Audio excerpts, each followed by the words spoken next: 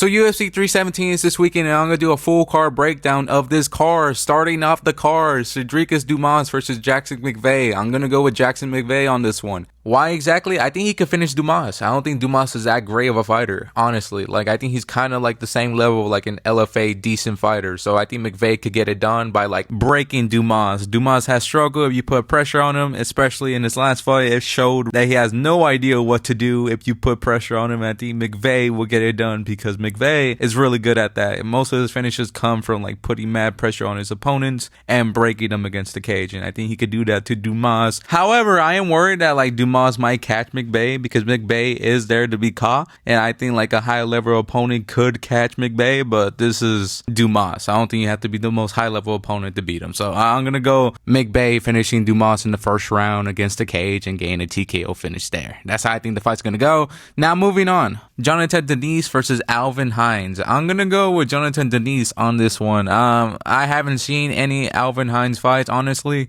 I'm not even gonna cap with you. I'm just gonna look how he looks. Let me see. He doesn't look that crazy. He's not threatening at all, and his record isn't that insane. He hasn't really beat anybody that like noteworthy. So I'm gonna go Denise finishing this dude. He looks like a victim, so I'm gonna go Denise finish him in the first round. Honestly, because Alvin again doesn't look any threatening, hasn't beat anybody on Denise level. Then again, Denise level isn't that crazy, but at one point we thought he had. I remember a lot of people hyping him up before he got fraud chick by Tybura. So people forget, man, he had hype. So I'm gonna go Denise finish him in the first round because Alvin is, I don't know, NPC, so I'm just going to go Denise finish him in the first round. So moving on, Nico Price versus Jacob Smith. I'm going to go Jacob Smith on this one. Nico Price is washed. He's not that good anymore. At one point, he was pretty decent. He was going to war with Jeff Neal until he got finished, and I think that's kind of like his downfall there. But yeah, I'm just going to go Nico Price losing this by KO. Honestly, he's not that good anymore, and he got flatlined by Robbie Lawler, which is not a good look anymore, especially at the time he got finished in 2023. Imagine getting KO'd by Robbie Lawler in big 2023. He is an old man, and now you're an old man. So I'm going to go Jacob Smith finishing him in the first round. So now moving on, Terrence McKinney versus Borshev. I'm going to go with Terrence McKinney. At first I was going to go with Borshev because he has more stamina and he could last longer in a fight and doesn't have one round cardio. But McKinney can finish you in the first round, and Borshev is kind of chinny, so I'm going to go with McKinney finishing him in the first round. It's not a confident pick, but I can't see Borshev surviving the first round, and I think McKinney is really strong in the first. But I do worry that like he gets past the first round and goes to the second, and that's where he will lose because he has no stamina past the first. He's kind of like Sherbazian, you know, like Sherbazian is really good in the first, but like if you take him to the later rounds, he is completely trash because he doesn't have any cardio. So that's a worrisome. But again, I'm gonna go McKinney finish him in the first round. Now moving on, Vivian Rajo versus Tracy Cortez. I'm gonna go with Cortez on this one. I know it's kind of crazy because Vivian is probably like a little bit better, but like if it's close, I think they're gonna give it to Cortez, and I think she's not as bad as people think. Like watching her fights back, she's actually kind of decent. Even though she got schooled by Rose, she looked a little good. That's the best I could say. Like she's not that bad technically, but she isn't that great either. But Vivian Rajo is like 38 and Cortez is like, I think like 31. So I'm just going to go off of age, and she's pretty decent. And if the fight is close, they're going to give it to Cortez. That's all I could say here.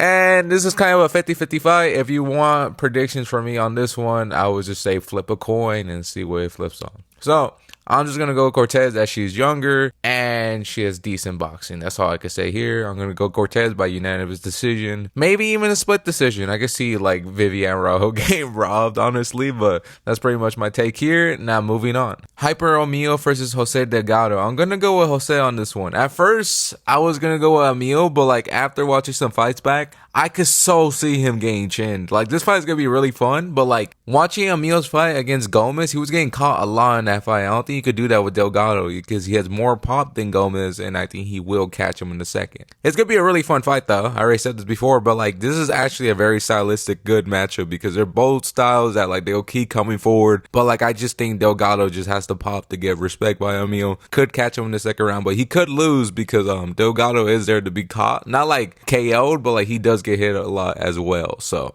I'm still going to go with Delgado finishing O'Meal in the second round. Anyways, moving on, Hermanson versus RoboCop. I'm going to go with Jack Hermanson on this one. Look, I know it's a risky pick, and I could so see Hermanson getting chin, but I just think Hermanson's pretty good, and RoboCop doesn't have stamina to like keep up a pace where he could KO him. I could see him winning the first round strong, maybe even dropping Hermanson, but like Hermanson will recover, fight on the back foot, and then like win a 2-1 decision. That's how I think the fight's gonna go. Worry some in the first round, but Hermanson wins the second and the third. I think Hermanson is just good, man. It's kind of hard to be crafty man Hermanson out here, my man. He fraud checked Joe Pyfer. People forget, man. I don't think anybody really forgets, but it's just like he did that, man. Now, moving on. Payne Tablet versus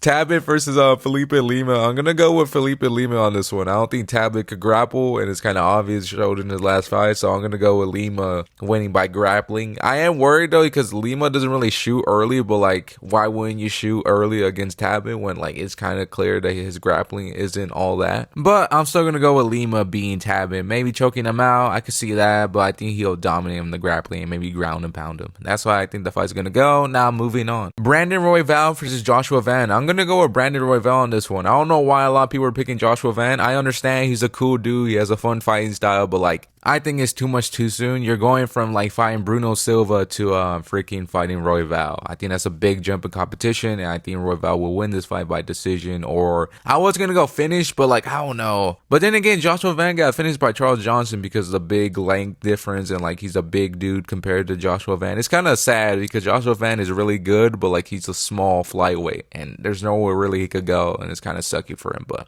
Royval's gonna show him the reason why they call him Raw Dog. Okay, let's chill on that. Let's chill. It's funny, but it's just like, that's too much. Now, yeah, I'm gonna go Royval by decision. Moving on. Benio Darius versus Renato Moicano. I'm gonna go with Moicano on this one. It's not a very confident pick because I am worried that Moicano will get taken down very easily, because I'm starting to learn that I don't know Moicano's takedown defense is that great. But in saying that, I'm still going to go Moicano. Yes, I am worried that he might get taken down and ragdolled, but I think he's better on the feet. I think Darius has more pop, but I think Darius is a little washed compared to Moicano. I know they're the same age, but like, Darius has taken way more damage than Moicano has recently, so I'm going to go Moicano winning this fight by a close decision. It's going to be very close, but I think Moicano is going to edge it. And I swear, if Darius wins this fight by clubbing overhand, I will cry. So, but moving on. Alexander Pantoja versus Kai Kara-France. I'm going to go with Pantoja on this one. I was really tempted at picking Kara-France, but like, after watching some fights back and realizing that he hasn't really beat anybody other than Steve Erceg and Cody Garbrandt, I realized he isn't all that, and his power is a little overrated. He hasn't really put anybody out that crazy, and he was having struggle against Arbazi, and Arbazi had his back in moments, and Pantoja is really good at getting back takes. So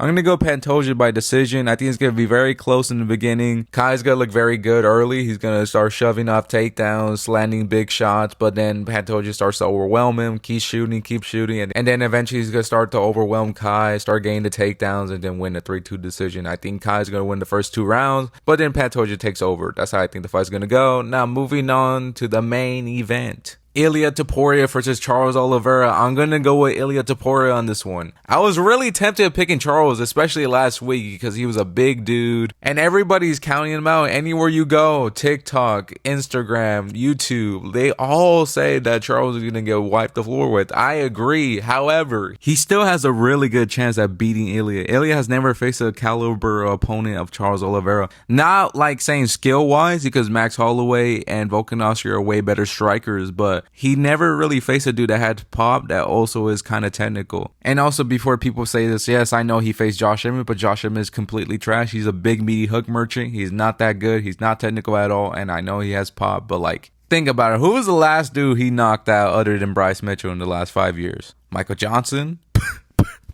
I'm just saying, I get he's the hardest hitter, and he probably is pound for pound the hardest hitter, 145 pounder, but he's trash technically, and he's not on Oliveira's level. However, in saying that, I'm going to go Ilia Topuria knocking out Charles Oliveira. I know it's sad, and it's like, damn, Charles is going to go out like this, but like, it's just, Ilia's really good, man. I know a lot of people say, oh, he's overrated, he's not top 15. I know a lot of people put him in his top 15 already. It's kind of crazy, but he's a really good fighter, and I think Ilia will knock out Charles Oliveira. I think he will go to the the body a lot. Granted, he is there for the knees and the clinch, but I think Ilia would still go to the body and then separate. I don't think Oliveira's gonna be able to get takedowns on Ilia. He couldn't really take anybody down until like Michael Chandler recently, so that is kind of impressive, but like he couldn't take down Poirier or even Gaethje. It wasn't until like he knocked down Gaethje where he took his back. So I think Ilia is good enough to not get taken down, so it's gonna be mostly on the feet, and I think Oliveira's gonna have a lot of struggle because even Chandler in the most recent fight he had with Charles, he was still landing shots on him, man, especially in the later rounds. And if that's Ilia, he's gonna KO you. So I'm gonna go Ilia to Poirier knocking out Charles Oliveira in the third round. I'm sorry to say this, but Ilia builds up in fights, and if Charles does the same thing what he did in his last fight, I feel like he's gonna get KO'd. The only way I see Oliveira winning if he